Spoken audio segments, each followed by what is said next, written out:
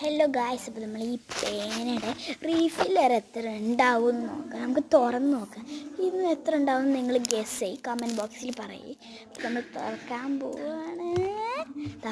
ആകെ ഇത്ര ഉള്ളൂ ഗായ്സ്. നമ്മൾ ആകെ ഇത്ര ഉള്ളൂ എന്ന് പറഞ്ഞാൽ ആ കയ്യിൻ്റെ അത്രയ്ക്ക് സൈസുള്ളൂ ഈ ഒരു റീഫില്ലർ.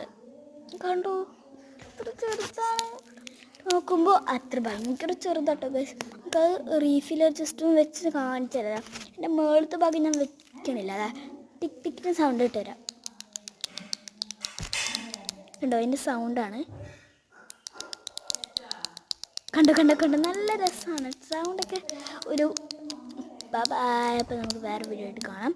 അപ്പോൾ ഈ ഒരു റീഫില്ലർ ഒരു പേന നഷ്ടപ്പെട്ടാൽ നമുക്കൊരു പുതിയ പേന വാങ്ങാൻ പറ്റും. പക്ഷേ ഈ പേനയുടെ അടുപ്പ് ഇഷ്ടപ്പെട്ടാലോ വാങ്ങാൻ കഴിയില്ല. അപ്പോൾ ഇതേപോലെ നമ്മുടെ ജീവിതത്തിൽ പഠിക്കേണ്ട കാര്യം ഇതേപോലത്തെ ടിക് ടിക് പേന പഠിക്കും. ബൈ.